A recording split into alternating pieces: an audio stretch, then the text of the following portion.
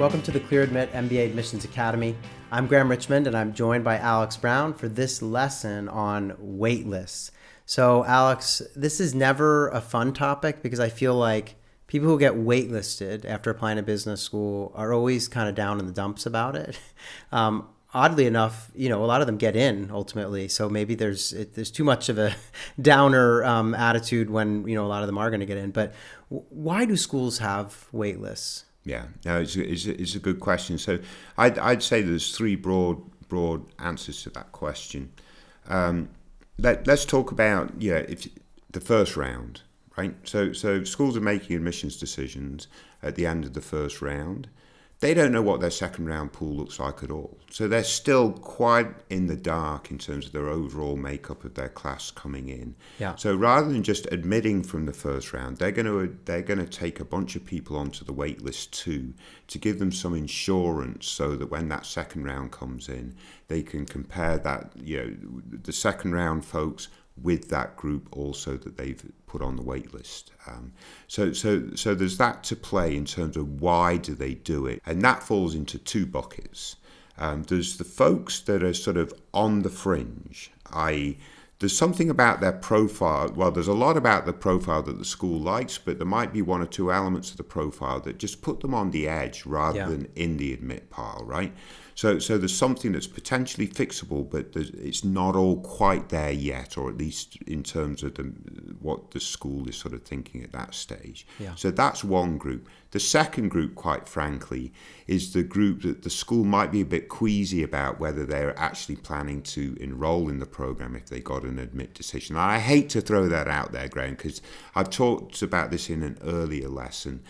Schools do a couple of things that are a little bit dicey in the admissions process, and to my mind, this is one of them. And yeah, not all schools do that, but Correct. There are definitely, I think, schools who say, wow, this candidate is a superstar. Maybe we put them on hold and see if they really want us Correct. in the next round. Yeah. I do think that it's important to note that the wait list comes in different flavors too. So schools always come up with creative names, even for rejecting someone, they'll be released from the process, instead of rejected. But for the wait list, so for example, Harvard Business School has something called further consideration. Yeah. That's you apply in round one and they say, oh, we're just going to put you to round two for further consideration. Yeah. That's a wait list. That's a wait list. If you ask me. I mean, by any other, So in any event, but it is, schools use them. Yeah. That depending on the school, there could be quite a number of people on the wait list. Yeah. But let's talk about, what are the odds of getting in if you are waitlisted? Yeah. I mean, how optimistic should I be? Yeah, I mean, this is very difficult to answer because there is another flavour of wait list that we should address that sort of factors into this question, then what are the odds?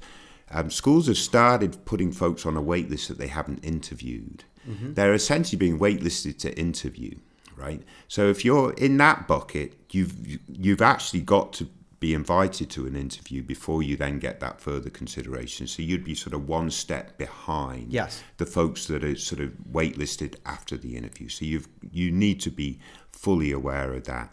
So, all right, you look at what are the odds and what are the average odds. And I don't think you can answer that question because, again, it depends why the candidate was put on the wait list, what they're able to do as a response to that wait list, sure, and so forth. So if they're in that bucket of we're not quite sure they want to come because maybe they fit, but with some higher profile schools. Well, if the candidate responds and shows that real passion of why they want to go to that school, then not only might they get off the wait list, but they might also get scholarship because they actually turn themselves into not only a viable candidate, but a terrific candidate for that program. So that would be a different type of sort of what odds are they versus the candidate that has to either go back and retake the GMAT score or do something to improve a piece of their candidacy, right? But even in that group, if there are actions that they can take and they show the self-awareness to identify them and they take those actions,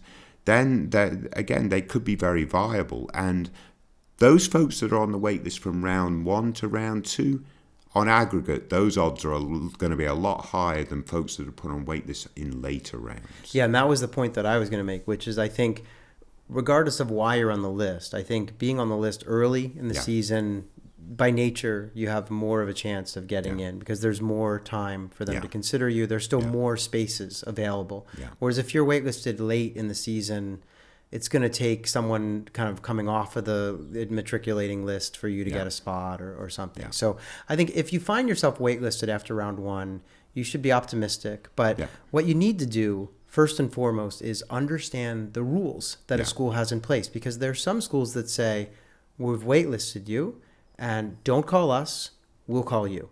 And we will not accept any additional information. We're just letting you know that we've put you aside. Yeah. And they're in the minority. And there very few schools do it that way. But there are a couple of notable, I think Harvard's one of them, right? So, but there are a lot of schools who have a set of rules, like, we have a waitlist manager that's going to talk with you, or they'll even maybe give you some clues as to why you're on the list, and they'll allow for communication. You could write a new essay, you could send an additional letter of recommendation, or you could take a test again. So there are lots of, but it's important to know the rules going in. That's your first, if you are waitlisted and you are interested in getting off that list and going to that school, you got to know the rules and get involved in following them. Now, once you know the rules, what's the next thing to do? Then you need to figure out if you can sort of, once you know the rules, then follow the rules. So if you get a direct call with an admissions officer, absolutely take advantage of that. If it's more, feel free to submit additional materials. Our next decisions will be with the next round. It'd be something like that. Then address the issue straight away in terms of showing that you're keen to stay on the wait list, and these are the steps that you're going to take over the next couple of months. And that might include a new standardized test, or it might be just another essay that reaffirms why this school is the best fit for you, or it could be another recommendation coming in from an alum, or a lot of different things, but explain directly what you're going to do and then follow up and do it. Yeah, and the only thing I would say is there's a step in between that we may have skipped, which is really taking stock. Yeah.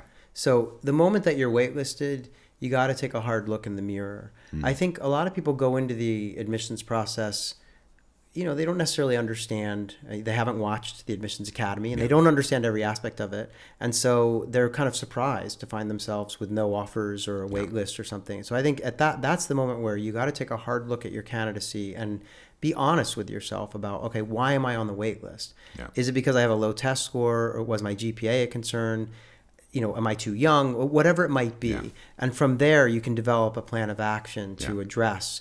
Obviously, if you think it's a test score, you're going to be hard pressed to get in if you don't address the test score. Like I see candidates every year saying, well, I have this, test score that's 40 points below the school's average, but I wrote an extra essay and I have an alum writing a letter for me. And it's sort of like, did you take the test again? Because that's clearly why you're on the wait list. And if you're not addressing that, then... So I'll ask you though, Graham, let's say I did take the test again.